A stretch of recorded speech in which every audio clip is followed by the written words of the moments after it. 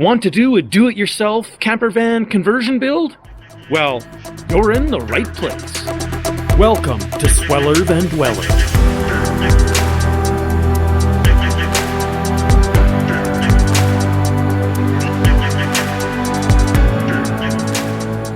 Okay, let's start with the walls.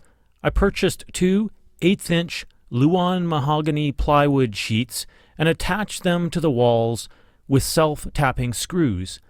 I cut them nicely to fit the contours of the van walls, and added hooks along the top for coats and other clothes. For insulation, I didn't use any. I know some people find this shocking, but I'm not using it in winter or sitting in it in extreme heat all day. I have warm bedding and sleeping clothes, and since most heat is lost through the head, I wear a toque on very cold nights. On very cool mornings, I find that when I turn on the stove to heat up a hot drink or cook breakfast, it also heats up the van very quickly. Stoves put out a lot of heat. You might as well make it do double duty. As far as dealing with hot days, I open the rear doors, and I have a mosquito net with magnets glued to it that I attach across the back opening. I also have a small battery-operated fan that I hang from the ceiling right next to where I'm sleeping. For the flooring, I bought a sheet of 3/8" plywood for the subfloor. I topped that with vinyl click-together laminate. I easily found a box online that was left over from a house renovation for only $20. I only needed one box of laminate because I figured it would be a waste to finish anything other than the front living space.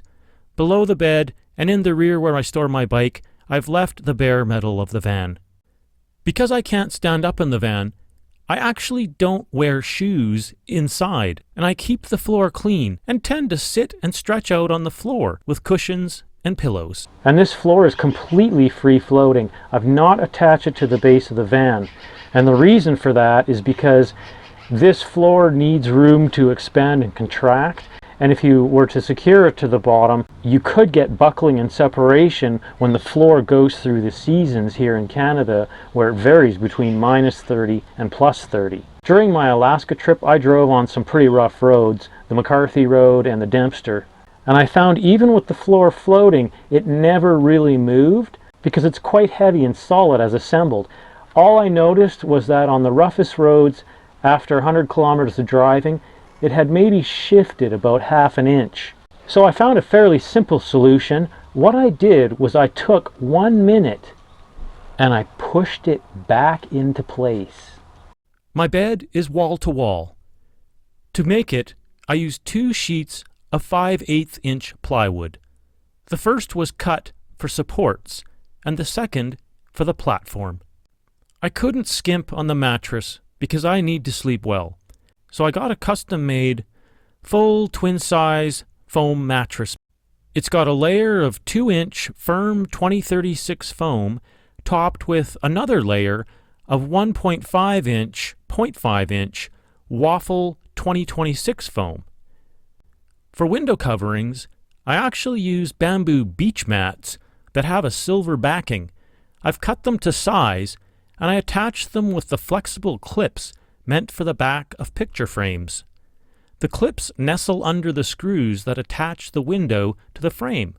For privacy, separating the cockpit from the rear, I found a set of drapes for $10 from the discount bin of my local fabric store. I got a spring-loaded curtain rod to spread these drapes across the back of the seats. These were extremely important in Alaska where you have 24-hour light, and through practice and optimization, I've gotten the switch over from night to day to less than a second. Watch this. Day, night, day, night. For storage, I have 5 50-liter rubber bins beneath the bed.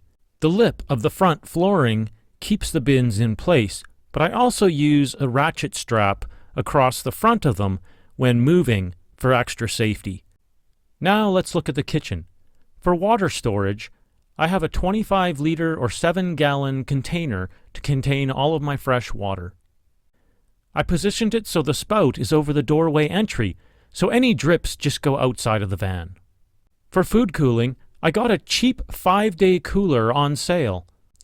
Even though it's inexpensive, it still holds ice very well, and I tend to only have to get ice every 3 to 5 days, and I'm at the grocery store anyways, so it's not an inconvenience. I also bought a 2-burner portable white gas stove online for $50. To help with cooking outside, I got a lawn chair and a plastic table. And as mentioned, I tend to sit on the floor in the van, so when the weather isn't nice, I can also cook with the stove on the floor while a window or the door is cracked. As far as keeping clean, I tend to swim a lot in lakes and rivers. If I'm in a remote location and I don't have any water source nearby, I bought a $5 garden watering can that allows me to shower outside. I simply pour the water over my head. The can has a surprisingly excellent shower head. For my bathroom, if I have to go in the night, I have a pee bottle. Now ladies might find this rather unusable, but you just add a shiwi, and then it becomes much easier. For lighting, I bought a $4 LED lantern from my local dollar store.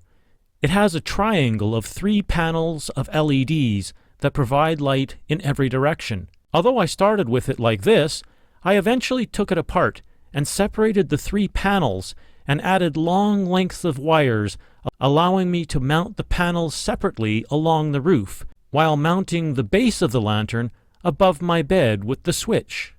For power charging, I only have a phone, netbook, camera, and watch.